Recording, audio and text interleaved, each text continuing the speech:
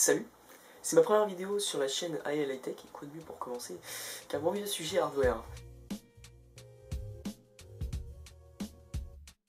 Ce sera une série de vidéos, donc de plusieurs vidéos, où je vais parler des idées reçues, des clichés qu'on a sur les composants, les techniques de montage ou encore certaines choses que l'on dit et qui sont parfois fausses.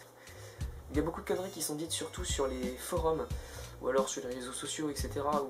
où généralement les gens entendent quelque chose et répètent alors que c'est pas forcément vrai. Et donc dans ces quelques vidéos, je pense que je mettrai les choses au clair. Déjà dans ces vidéos, je vais vous dire un cliché très répandu, et dans les autres, je dirai aussi les plus répandus. Je vais pas dire forcément des petits points mal dits, j'essaierai de dire forcément les plus connus. Bien sûr, cette vidéo est super visée sur les gens qui connaissent le sujet. Par exemple, si Arthur me parle de téléphonie, je sais pas, ou d'audio, visuel, etc., je comprendrai rien. Nous allons parler aujourd'hui de la pâte thermique.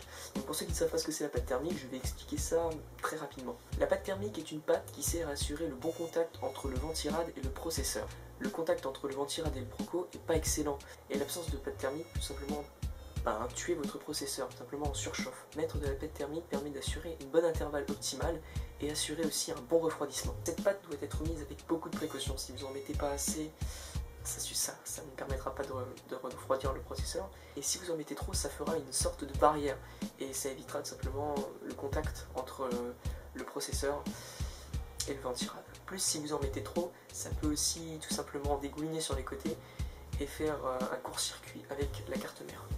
Maintenant, je vais vous dire ce qu'on dit principalement dessus. Beaucoup de gens pensent que la pâte thermique est une solution extrêmement importante dans le refroidissement du processeur, que c'est l'une des choses les plus indispensables. Par exemple, on dit souvent qu'il ne faut jamais prendre la pâte thermique qui est directement mise sur le ventirad. Il faut toujours acheter une pâte thermique à côté. Ça permettra un meilleur contact. De plus dessus, on dit beaucoup que la pâte thermique d'origine est très mauvaise et qu'il ne faut surtout pas la garder. Sur les forums, c'est pire. Beaucoup de personnes disent qu'en ayant changé leur pâte thermique, ça a permis un meilleur refroidissement, qu'ils ont gagné énormément de degrés pour le refroidissement et qu'au final, c'est aussi bon qu'un bon ventirad. Puis qu'ils ont tout simplement rajouté la nouvelle pâte thermique, et ça marchait beaucoup mieux, ils gagnaient énormément de degrés avec leur ventirad, c'était un véritable bonheur. Qu'acheter de la pâte thermique tout simplement à côté a permis un refroidissement de qualité. Je n'ai qu'une seule chose à dire, faut acheter une pâte thermique chère ou alors avoir une mauvaise pâte thermique qui est directement installée avec le ventirad ne change absolument rien. Vous allez gagner maximum 5 degrés et au final vous ne sentirez pas grand chose de plus. La seule chose que vous allez gagner au final c'est perdre de l'argent et au final garder tout simplement la pâte thermique d'origine dessus. Si vous achetez un nouveau ventirad et qu'il n'y a pas de pâte thermique peut-être installée dessus naturellement, achetez-la moins chère, ça sert à rien. Et surtout n'en mettez pas 3 tonnes. Comme je l'ai dit, si vous en mettez trop, ça fera l'effet inverse. Donc des pots d'1,5 g suffisent amplement. Ça sert à rien d'essayer d'acheter 20 € de pâte thermique, ça changera rien du tout. Quelques petits points, ça suffit amplement. Par exemple, moi sur mon ordinateur, j'ai de la pâte thermique d'origine.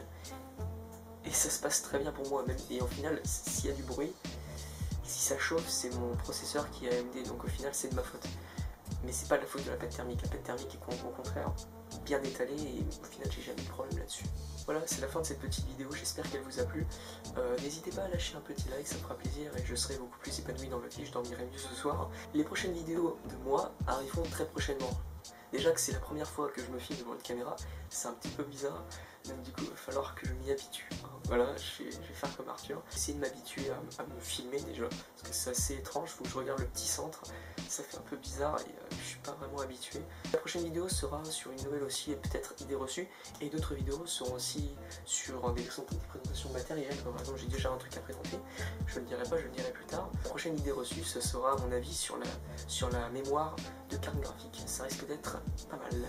Salut!